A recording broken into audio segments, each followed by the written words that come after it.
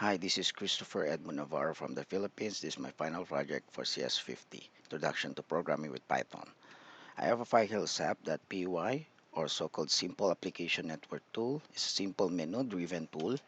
It's actually to use or allow users to use for basic network diagnostics. So it displays a menu of options, prompt the user what choice they want, and then calls the appropriate function. For this one, we call the pingsweep to check the reachability of the loopback address of the host machine for the dev environment for the CS50. And then we got the result, which is the reachability status is reachable. If not, then it will display a not reachable status on this one. Okay. Now we'll go back to number two selection later on. Then now we go first to number three, which is the NS lookup.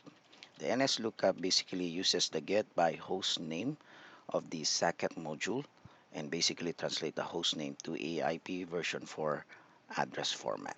For this one, it will give us all the resolvable IP address of the server google.com website. Okay, and if not, then it will go give us a status red, an unexisted domain. We go to selection number 4. We check basically the overlapping subnets. This is to ensure that we don't have potential IP conflict issues in our network. So for this one, we are checking if the two subnets here are overlapping with each other, the 192.168.0.0 and /24, a bigger subnet, and the /25, which is a smaller subnet. The expectation here would be this should be overlapping as expected because the /25 subnet is within the block or larger block of /24.